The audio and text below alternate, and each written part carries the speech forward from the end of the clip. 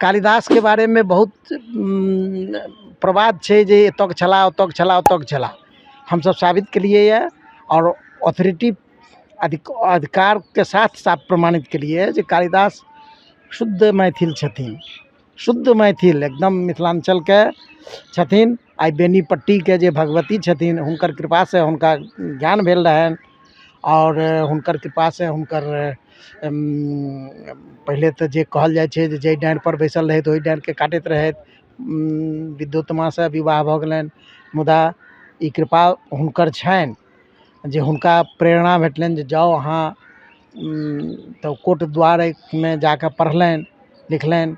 और ई मिथ छियै जे पोथी उल्टेलनि सब याद भऽ गेलनि, ई सब मिथ छियै, लेकिन इतिहास सत्य तथ्यपूर्ण इएह छै जे ओ मनन केलखिन और ओकर बाद ओ भेलखिन विद्वान।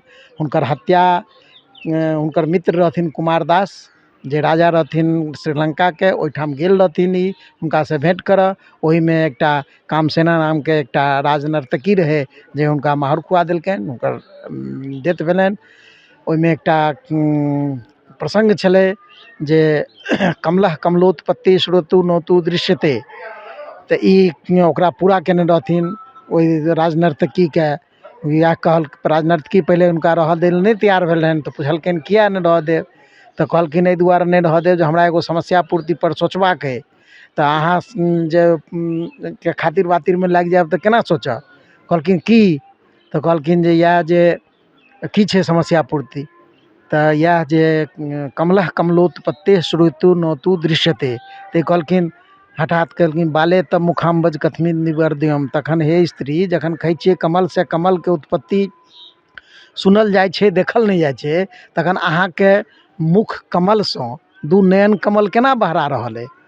तो वो राजनर्तकी के वो बहुत विलक्षण लगले, वो हुनका आश्रय दिलकनि, लेकिन भेले जो पुरस्कार इएह लऽ लेता, तऽ रात में हुनका माहौर खुआ देलकनि। भोर भेले, भोर में जहन समस्या पूर्ति शुरू भेले तऽ उठ के तुरंत कहि देलखिन तऽ राजा बुझि गेले जे ई कोनो पुरुष के लिखल रचना छै, किया तऽ बाले शब्द के प्रयोग छै।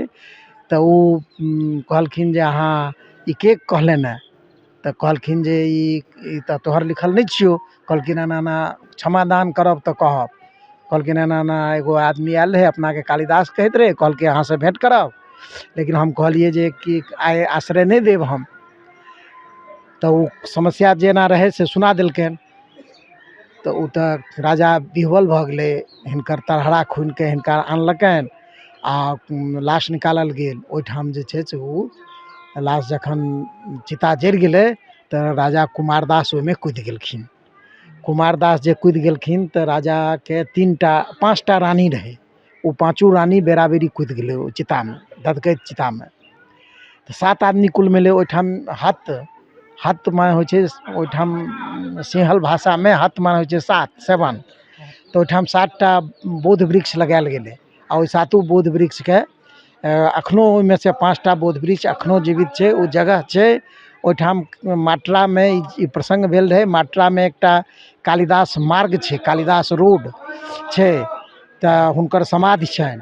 तैं एहिसँ एते प्रमाण सब जुटा के बहुत विस्तृत अध्ययन केला के बाद कालिदास के मैथिलत्व हम सब प्रमाणित केलिए।